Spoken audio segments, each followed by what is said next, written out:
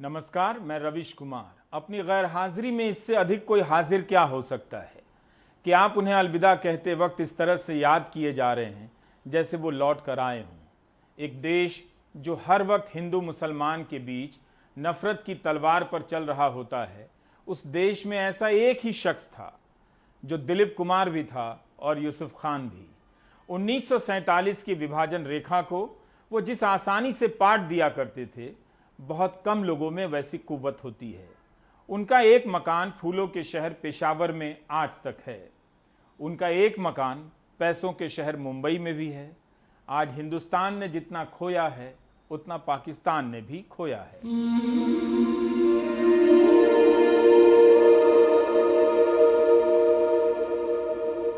पिछले साल सितंबर में जब पाकिस्तान के पत्रकार शिराज हसन ने अपने ट्विटर हैंडल पर दिलीप कुमार के पुराने मकान की तस्वीर साझा की, तब दिलीप कुमार ने अपने ट्विटर हैंडल से जवाब दिया कि पेशावर में सभी से गुजारिश है कि मेरे पुश्तैनी मकान की तस्वीर भेजें। फिर तो तस्वीरों और वीडियो का तांता ही लग गया। पेशावर के किस्सा ख्वानी बाजार में उनका मकान है।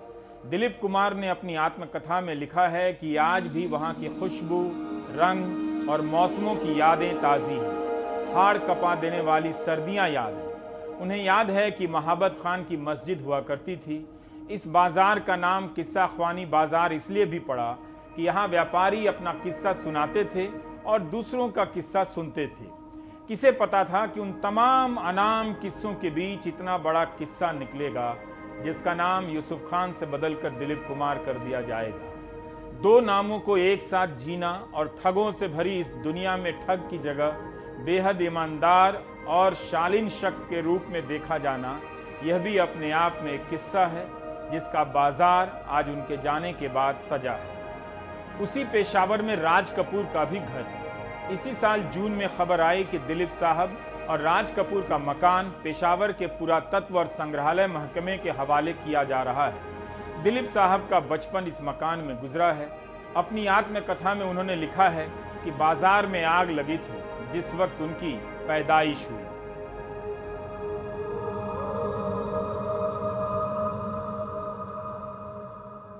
दिलीप कुमार ने अगर अपनी कहानी पत्रकार उदया तारा नायर को न सुनाई होती और उन्होंने उसे जिल्दबंद नहीं किया होता, तो आज आप इतना ही जान रहे होते कि दिलीप साहब महान कलाकार थे, ना आगे ना पीछे। सुनो, यहाँ एक तस्वीर टंगी हुई थी ना? हाँ थी तो, पर पिछले बस भूचाल से गिरकर टूट गई।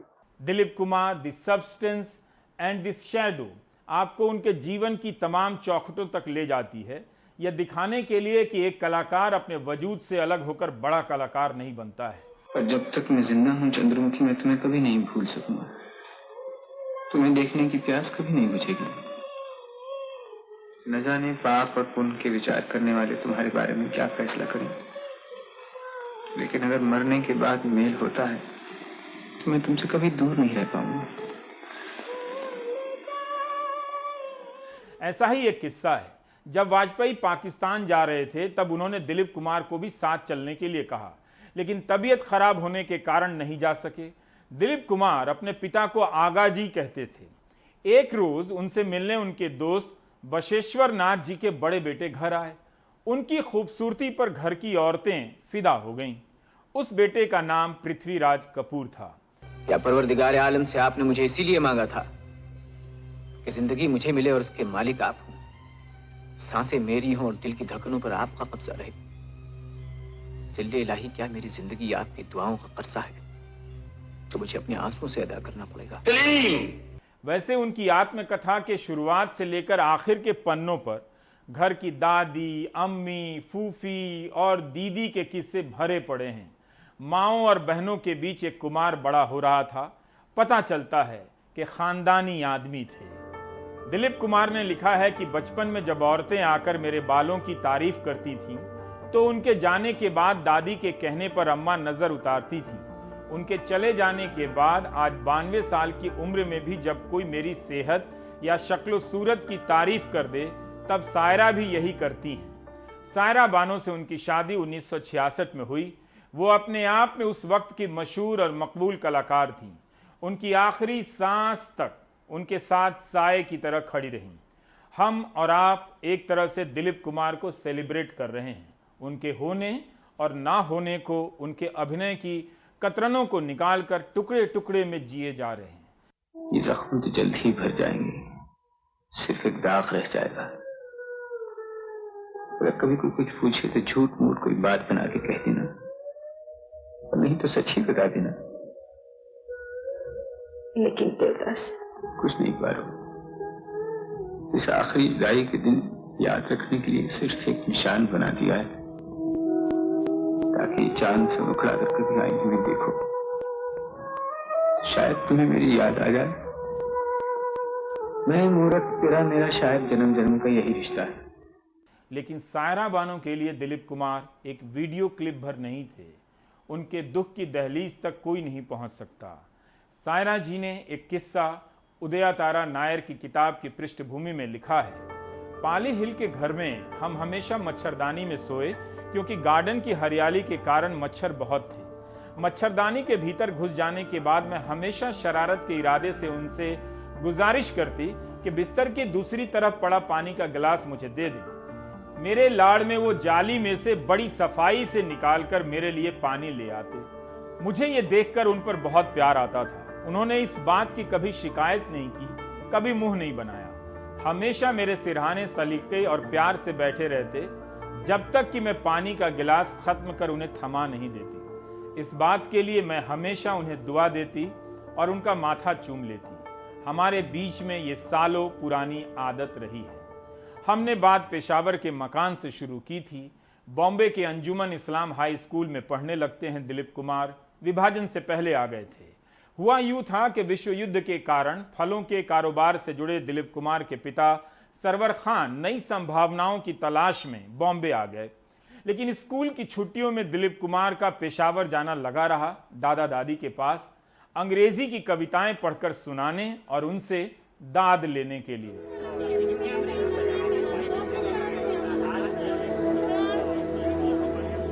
1930 के दशक के बॉम्बे के बारे में लिखा है कि यहाँ तब हिंदू चाय, मुस्लिम चाय और हिंदू पानी, मुस्लिम पानी मिला करता था।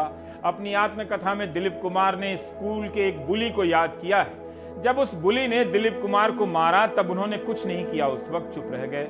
लेकिन कुछ दिनों बाद दिलीप कुमार और उनके दोस्तों ने मिलकर उसे मारा तो सारा शहर जान गया, मोहल्ला जान गया कि वो पिट गया है। दिलीप कुमार अपने बचपन को कंधे पर रखकर चलते थे। एक किस्सा है कि जब अखबारों में छपा कि बॉम्बे में ट्राम बंद होने वाली है तो उन्हें दर्द हुआ। 31 मार्च 1964 को हजारों लोगों ने दादर और परेल के बीच चली उस आखिरी ट्राम को विदाई दी। दिलीप कुमार लिखते हैं कि अगर वे दिलीप कुमार नाम का स्टार ना होते और यूसुफ खान ही रहते तो उस आखिरी ट्राम में जरूर सफर करते। हजारों लोगों ने अंतिम ट्राम को विदाई दी थी। उनकी यादों में जितना पेशावर था उतना ही बॉम्बे। कोई अभिनेता अपने शहर को उन दफ्तरों से याद करता है, कोई दिलीप कुमार है जो उसकी बसों, मोहल्लों और पेड़ों से याद करता है। यहीं पर उनका मकान है। जुहू कब्रिस्तान में दिलीप साहब को सुपुर्दे खाक किया गया। बड़ी संख्या में आम लोग अपने इस शानदार अभिनेता को विदाई देने आए। उन्हें मालूम है कि यहाँ दिलीप साहब दफन हो रहे हैं। उनका एक मकान, जिस्म का हर एक कतरा हिंदुस्तान में है, लेकिन एक मकान पेशावर में भी है जिसके बाहर उनकी याद में एक पोस्टर लगाया गया है। ये भीड़ तब है जब जमाने से उनकी कोई फिल्म नहीं आई है, दशकों से नहीं आई।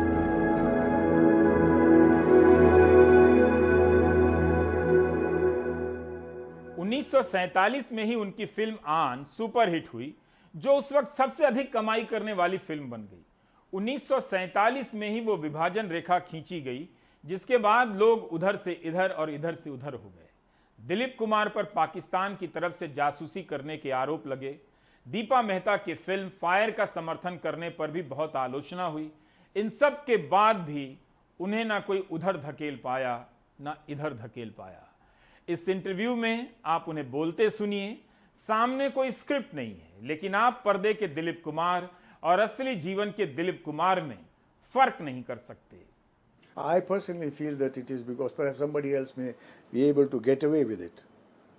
But why I am targeted for these things again and again is I am beginning to believe that it is because I belong to the Muslim minority. I think this may be the reason. The film industry traditionally has had a very long history of being a very secular place. Do you perceive a change in recent years, sir? This industry had unfailingly stood up for cosmopolitanity and for secular values.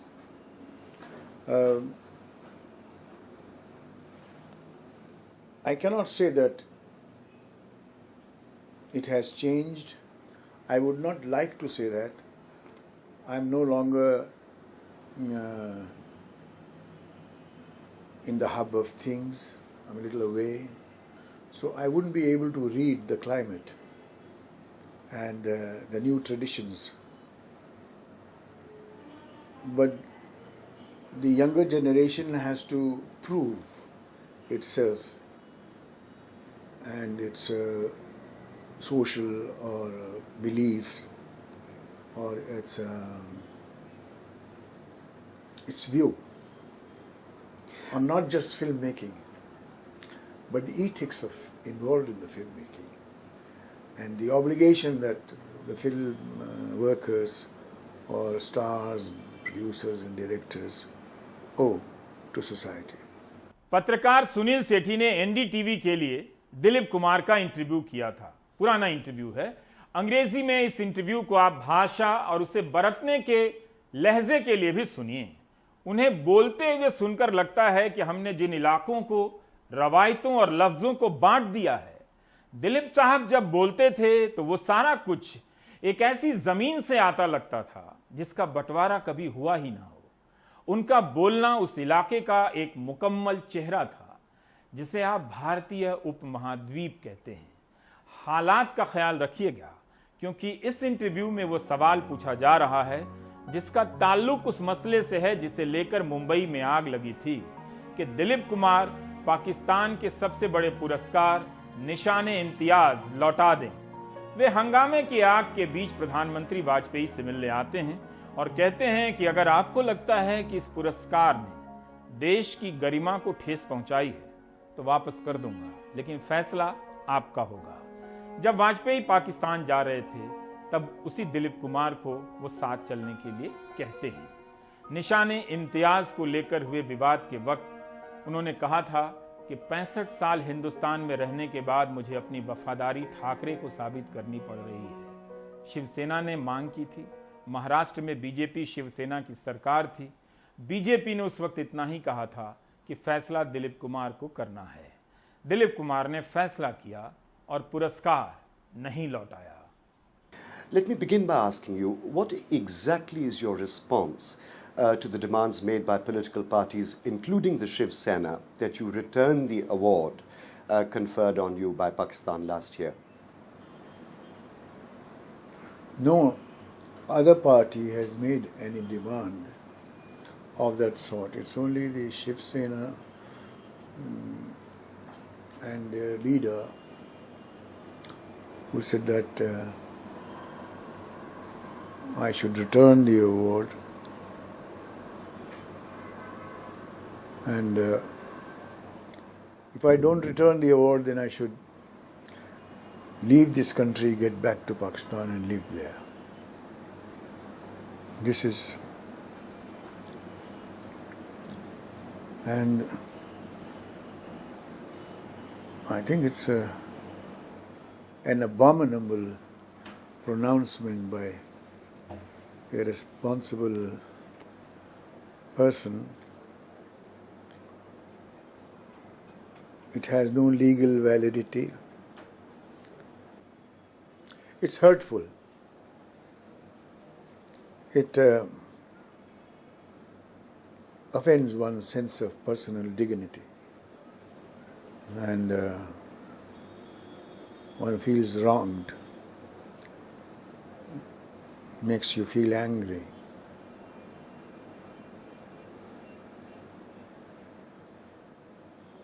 And the fact that it comes from people who are concerned with the ruling party of a state It's also amazing and very surprising. So you've chosen to come to Delhi to meet Prime Minister Vajpayee.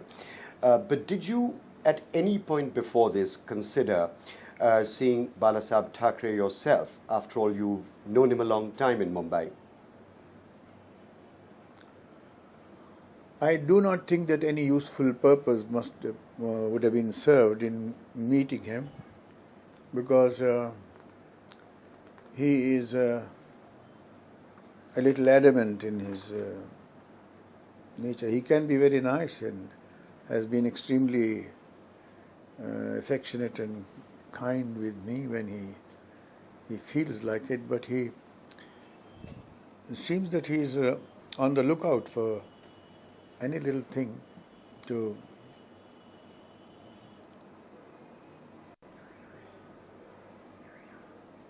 it seems that any little thing can excite him and agitate him. Sir, if the government of India suggests that you return the Imtiaz-e-Pakistan, will you consider doing it?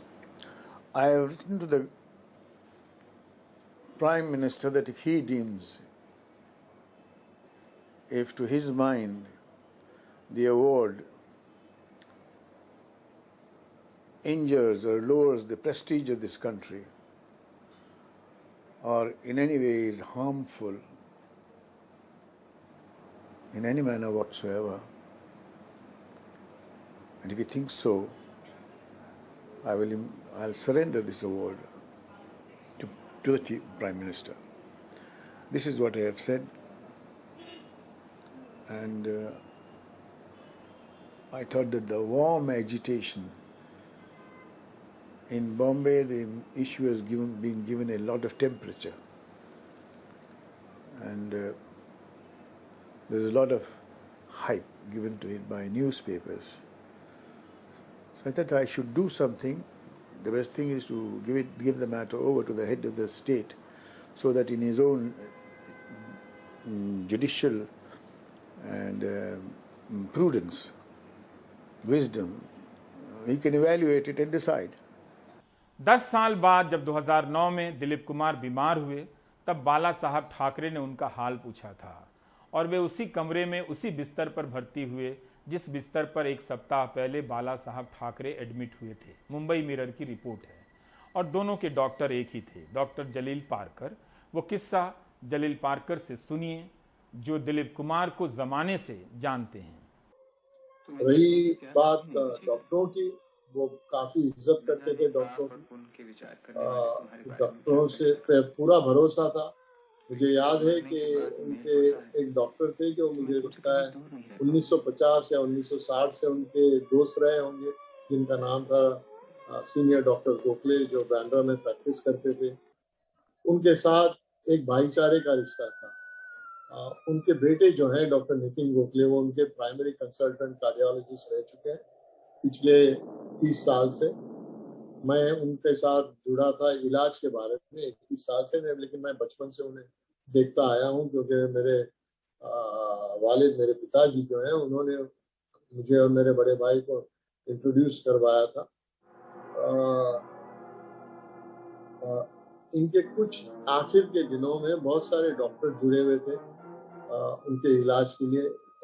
Neurologist doctor विनय चौहान ने उनको बहुत बार इलाज दिया है। Doctor senior बापड़ जो थे, वो उनका इलाज करते थे और वो उनको बहुत चाहते थे, और जब भी उन्हें कोई प्रॉब्लम होता था वो उन्हें बुलाते भी थे।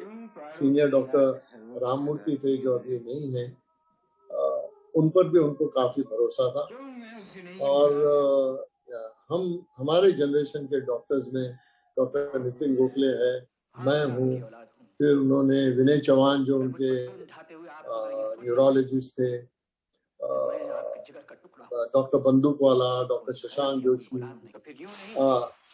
हाल में डॉक्टर अनीता पटेल भी आई थी, उनको सायरा जी ने इनवाइट किया था उनको देखने के लिए। और मुझे लगता है कल शायद डॉक्टर जयदीप पालिप भी आए थे, क्योंकि हम कुछ प्रोसीजर करना चाहते थे, तो हम ओपिनियन लेना चाहते थे। इंटेंसिविस्ट, बहुत सारे इंटेंसिविस्ट ने उनका इलाज किया। उनके पुराने इंटेंसिविस्ट जो थे, उनका नाम है डॉक्टर प्रकाश चंदानी, जो अभी लीलावती में है। हम लोग एक टीम की तरह उनका इलाज करते थे। रहा सवाल उनकी तंदुरुस्ती के बारे में देखभाल करने का, तो इसमें सब में बड़ा हाथ उनकी पत्नी सायरा जी का है।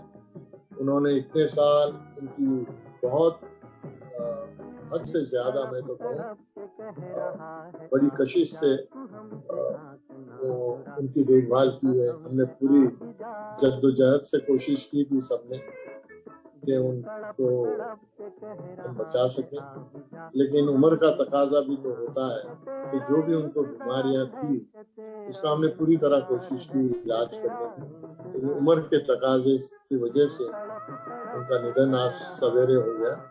दिलीप कुमार के 2 छोटे भाई कोविड की बीमारी से पिछले 1 साल के बीच गुजर गए। उनका घर इस वक्त गमों से भरा हुआ है। उनकी अदाकारी हम सब के हिस्से में मौजूद है। दिलीप कुमार ने सिनेमा में अभिनय को अध्याय में बदल दिया, इसलिए उन्हें मेथड एक्टर कहा जाता है। मुगल आजम जैसी फिल्म में सलीम के किरदार को बादशाहत देने वाले दिलीप कुमार को कम समय में देखना या उनके बारे में समझाना बहुत मुश्किल काम है। ये जख्म नहीं, फूल हैं दुर्जन, और फूलों का मुरझाना बहार की रुसवाई है। सुनो, ये कातिल ही नहीं, दिलदार भी है, ये शाख गुल भी है, तलवार भी है। इधर देखो, मैं तुम्हारी आंखों में अपनी मोहब्बत का इकरार देखना चाहता हूं। इन्हें न देखिए शहजादे, इनमें कनीज की सहमी हुई हसरतों के सिवा और कुछ नहीं। भूल जाओ कि तुम एक कनीज हो, और सलीम को अपनी आंखों में वो देख लेने दो जो तुम्हारी जबान कहते हुए डरती है। मेरी आंखों से मेरे ख्वाब न छीनिए शहजादे, मैं मर जाऊंगी। नारकली, तो फिर यूं नहीं, वो आपका दूध जो खून बनकर मेरी रगों में जी रहा है, कहिए तो वो सब आपके कदमों में बहा दूं, मगर मुझसे उसका सूद वसूल न करें। चंदा, और तुम और आप इस भरे दरबार में अपनी होने वाली बहू को जलील करना चाहते हैं। अगर आज शहंशाह इंसाफ के पर्दे में अपनी शिकस्त का इंतकाम ही लेना चाहता है तो उसे अनारकली नहीं मिलेगी, उसे अपने बेटे की जान लेनी होगी। शुक्रिया उदया तारा नायर का, जिन्होंने उनकी 456 पन्नों की आत्मकथा लिखी है, जिसे हे हाउस इंडिया ने प्रकाशित की है। यह किताब ना होती तो इतने कम समय में आप नहीं जान पाते कि Dilip Kumar national association of blind के चेयरमैन रहे हैं कई वर्षों तक। दिलीप साहब अपनी आत्मकथा में केवल खुद को याद नहीं करते हैं, बहुत कम याद करते हैं। वे Tata institute of social science से पढ़कर आई वीरा राव को भी याद करते हैं, जो ब्लाइंड एसोसिएशन के लिए फंड जुटाने में उनकी मदद करती थी, जिनके इसरार पर दिलीप साहब तैयार हो गए कि बॉम्बे से पुणे के बीच एक ट्रेन चलेगी, लोग उनके साथ टिकट खरीदकर सफर करेंगे और वो पैसा ब्लाइंड एसोसिएशन के काम आएगा। बात 1960 की है। 10 साल तक वो ट्रेन चली। दिलीप कुमार यात्रा करते थे। दिलीप कुमार ने हर साल अपनी जेब से 50,000 दिए और इस किताब में बता रहे हैं कि जो पैसा जमा हुआ है उससे हमने दुनिया भर से ब्रेल में लिखी बेहतरीन किताबें मंगवाई। किसी ने पेशावर से खत लिख दिया कि वहां ब्लड बैंक नहीं है और पहली बार एक संस्था ब्लड बैंक बना रही है, तो क्या वे उद्घाटन करना चाहेंगे? दिलीप कुमार पेशावर चले गए।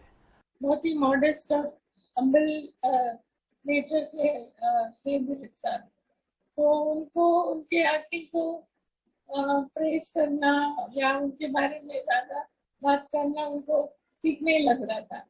एक्चुअली शुरू से जब सायरा ने कहा कि आपका ऑटोबायोग्राफी आप लिखना चाहिए, तो उन्होंने यही कहा कि ऑटोबायोग्राफी मैं इसलिए नहीं लिखना चाहता हूँ क्योंकि the word I have to use the word I throughout and I don't like it, so that is why he was not writing an autobiography.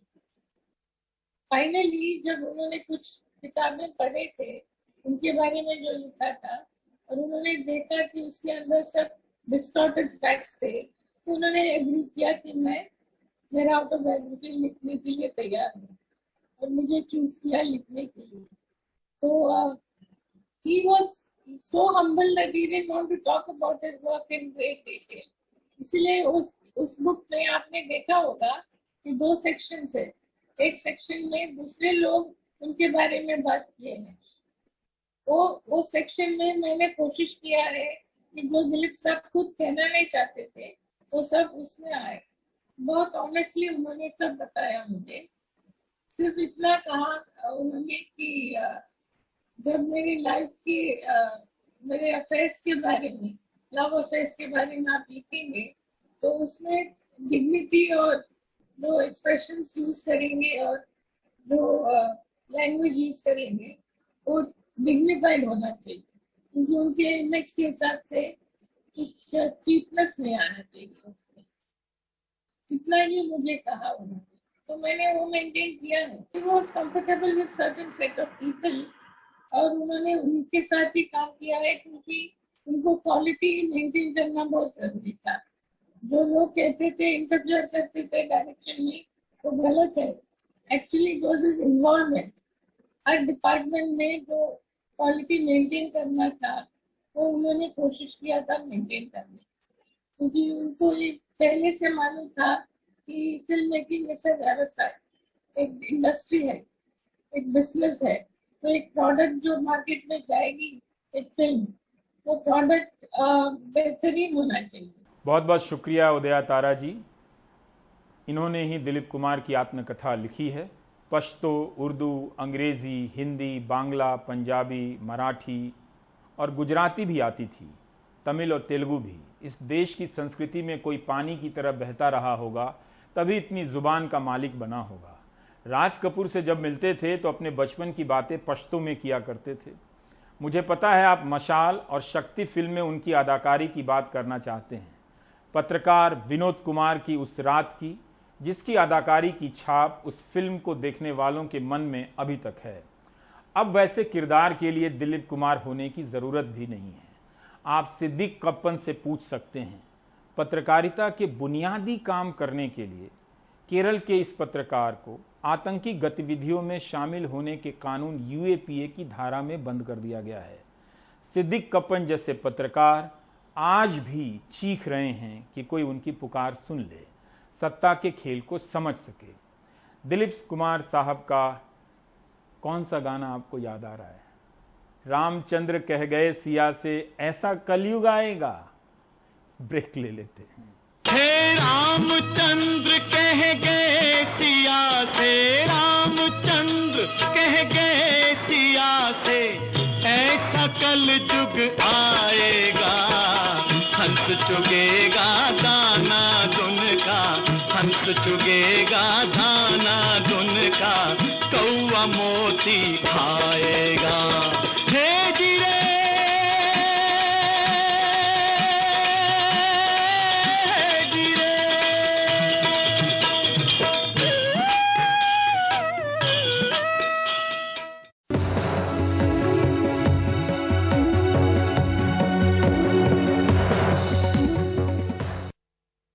समस्या सुधार के लिए हुआ है या छवि सुधार के लिए?